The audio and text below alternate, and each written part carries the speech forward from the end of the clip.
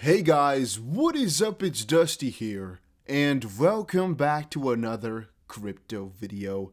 And if this video hits 1500 likes within 24 hours, we're giving away 100 XRP. And all you have to do is make sure you press the like button, make sure you are subscribed, and make sure you comment something down below. Also guys, make sure you follow me over on Twitter. I have a lot of cool things that I say on here, right? So it's definitely going to be worth it.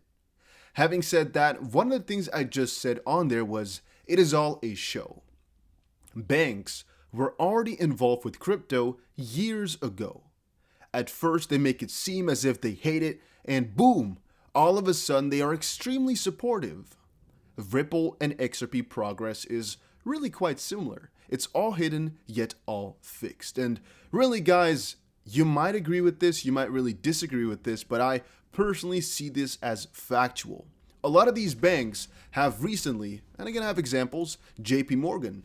JP Morgan's SEC approved crypto product could function as a Bitcoin ETF, one of the most extremely bullish things you'll ever see. But also a change of heart, Goldman Sachs exploring Bitcoin ETF and custody services.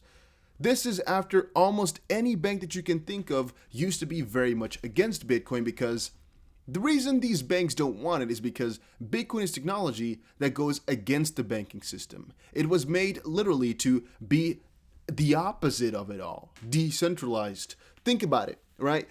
Banks all have a centralized ledger, and everything in terms of accounts all is centralized. Bitcoin is taking that system away, does not require trust, the first of its kind. That solves the double spend problem. Boom, Bitcoin was created. Again, in a term of crisis, but you guys get the picture. So the banks, of course, decided to go against it because, hey, if somebody's trying to take you over, you're not going to support it unless you can also come up with them, basically. You can fix a way. So XRP, in my opinion, was created to be kind of the middleman, where XRP is not trying to take away the current system and completely change it up. No, what they're doing is looking at the current system, working their way inside of it and revolutionizing it whilst working together and basically giving it the best of both worlds. You might look at this video and be like, well, Dusty, that's all cool, but where's the XP price going? I personally think that this is all part of a bigger plan, but that might be wrong. Not too sure. I just think so. With everything that's been happening right now, it just does not make any sense. All these comments that have been coming out, all the progress, the SEC case even, it just doesn't make sense. Also, what I worry about, think about this. Banks and all these bigger institutions are mostly against Bitcoin for trying to change the system. So they're afraid of it. Yet Bitcoin and Ethereum both were basically given a pardon, where it's like, oh yeah, but Bitcoin and Ethereum are definitely not securities, and they're definitely not scary. They're properly regulated instantly without a proper trial. But all of a sudden, XRP is actually trying to help them out, and they're like, yeah, no, that's a security. We don't want that in our system. Like, what? But then we see a different article which states that Ripple is already working through the Bank of France for a Europe CBDC, which just really is mind-boggling to me. Bank of America too, working with Ripple. It's not like those guys did not know about Ripple's inner technologies, so whatever went on, Ripple must have discussed this with them. You know how many talks Brett Garlinghouse has been into? Ridiculously many. From that perspective, it just cannot be, in my opinion, that this is not planned in some way, shape, or form. In terms of price, by the way, manipulation, oh yes, definitely it is there. The only question and thing we cannot prove is how and who.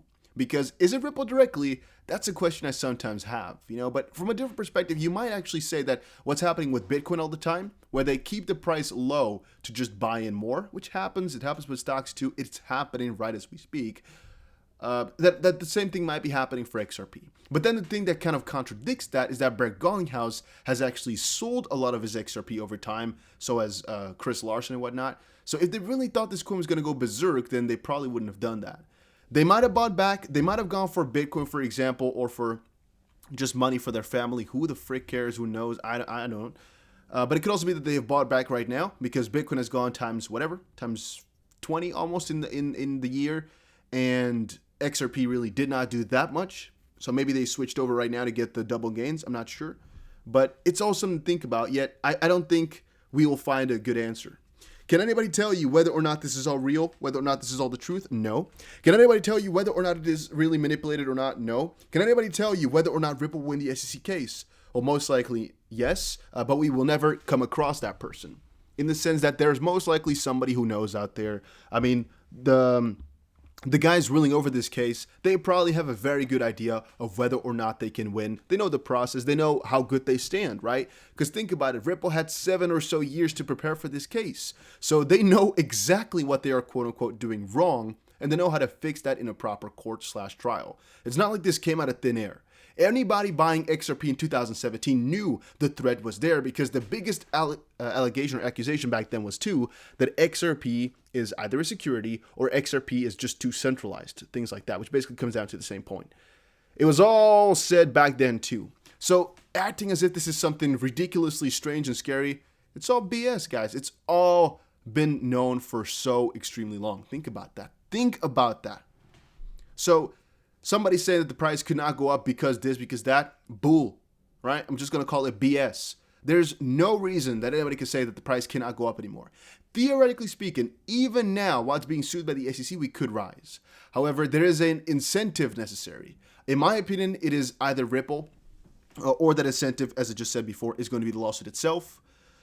But we need some incentive, and once it goes, like I've explained in the previous video, it will go and there's going to be no stopping it. But one of the things people are hoping for is that Gary Gensler is going to be it. He's been very positive on crypto. He's had a couple of positive remarks surrounding XRP, mostly that it can be accessed as a bridge currency. Gary Gensler confirmation as SEC chair would be good for crypto, says Hester Pierce.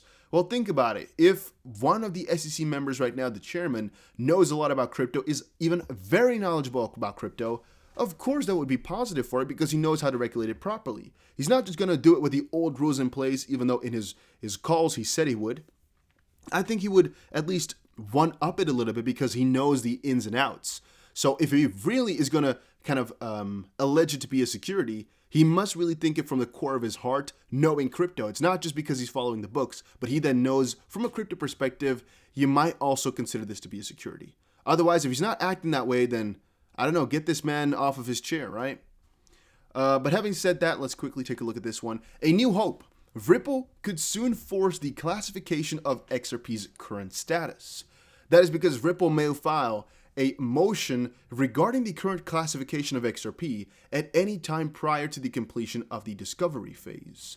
According to attorney Jeremy Hogan, Ripple plans to do just that in order to continue its escrowed XRP and thus its business as quickly as possible. Wow, I'm putting my headset off for this one. Oh, this is a heavy article. This is a heavy piece of information. And Jeremy Hogan has called this New Hope. It's not necessarily anything new, nor is it necessarily hope, because I believe that the hope has already been there, right? So it's not nothing new, it's nothing really hopeful, because this has all been in the cards all along, in my opinion. But the basic point here being that Ripple might bring this up. It could be ridiculously important because it could change everything. But he decides to call it hope. I like it. Don't get me wrong, I definitely like it. But all right. So at the time, let's go from here.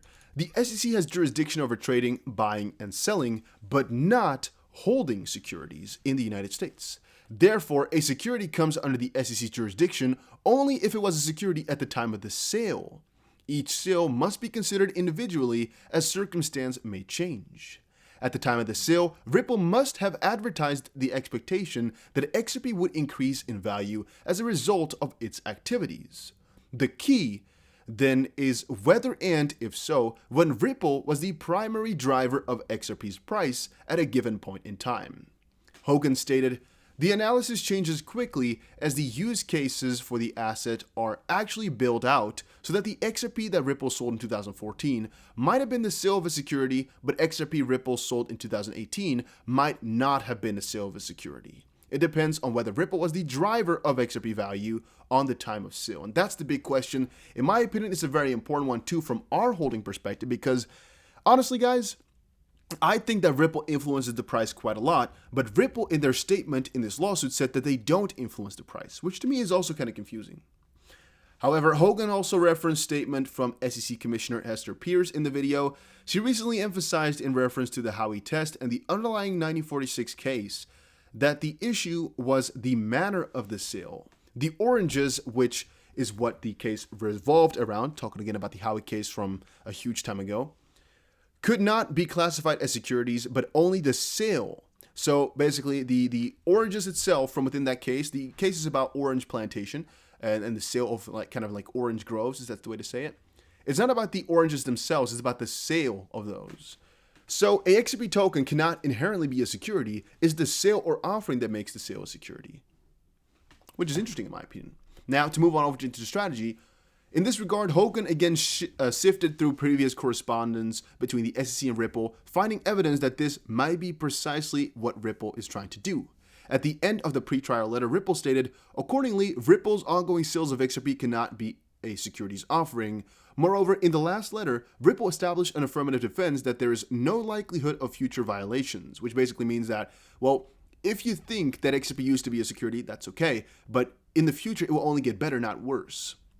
Ripple is addressing the current and future sales of its escrow XRP when it is asking for a faster termination by the judge and added in the affirmative defense that talking about any future sales. The cause is Ripple is going to move for a summary judgment first as to its current and future XRP sales only and not the past sales, and they want to do it quickly. Under US law, a motion for a summary judgment, even a partial one, can be filed at any time up to 30 days after the completion of all discovery. This means for the Ripple case, they can file the motion anytime up until sometime in September. Ripple is going to file for a partial summary judgment as to the current and future offering of XRP. And why is that so important? Well, because the case for Ripple is exponentially greater in summer 2021 than, say, in 2014 or 15. And by moving for partial summary judgment on its third affirmative defense and winning, you all get the clarity you are looking for, and the rest of the case gets determined at some point later. But that part of the case is about money. I think it's really interesting. I really, really think this is interesting. I like it so much, though. I mean, I'm not the law type of guy, but when I'm involving myself with this Ripple/XRP stuff, man, oh man, do I get excited to learn more about law. Oh my days, is this interesting to watch, right? Let me know down below if you are a lawyer or anything like that, or you're interested in that type of stuff. We already talked about these ones. Ripple just posted on Twitter. I thought I should quickly share. Mexico, should I retweet it? Yeah, screw it, I'll retweet it. Mexico is one of the world's fastest growing crypto markets. Learn how Bitso leverages RippleNet's ODL for efficient and cost-effective transactions. I still believe that all this type of stuff is what they advertise. Again, just Ripple's bigger strategy, but all right. We got XRP Mommy saying relist FOMO will be glorious. Yeah, honestly, I do think so as well. I do think this actually is a pretty big part of it all. Where, what, let me in. Okay. Let's keep it at the top here. Let me never scroll down again in any of these tweets. Hopefully this will work fine on YouTube. Let's just hope it does. That once these coins I guess it's only one coin. Once XRP gets relisted, or at least that these exchanges announce it will get relisted, that will do pretty good, right? I honestly think there's a good argument to pull there. That would be amazing, because a lot of people would be like, oh, it's finally getting relisted on there. And basically the whole 2017 big bull run, in my opinion, 50% of XRP's movement at least was due to the Coinbase hype of XRP getting listed on there. So it's basically another Coinbase listing, what it might feel like. And then, by the way, go check out GSX. A link is down below. Right now it's 10 cents a coin, plus an 8% bonus, plus a 5% bonus for using my link. And it's basically the first gold-backed coin. And I'm not sure if we'll make any money with it, but I'm personally hoping to get like a times 20, times 25 return on that one or something like that. My risk to reward is basically in the sense that, let's say it's a 50-50, 50% of losing everything, 50% of going big. In the end of things, it is going to be worth it, at least for me, right? That's why I put a couple $1,000s into it, and I'm trying it out. The sale is just like, I don't know, 10 more days or so. So, yeah, that is that. Moving on, what else do we have? We had Bank XRP, which was this one. Ripple and many of its RippleNet's clients make the 100 most important cross-border payment companies for 2021. How many partners can you spot? Post them in the comments. Well, Ripple is in that list splendidly. That's all I can say. That's all I can say. Guys, thank you all for watching this video. Hopefully you all enjoyed it. If you did, make sure you press the like button, and I'll see you guys again, all of you, in another crypto video. Take care. Have a nice one.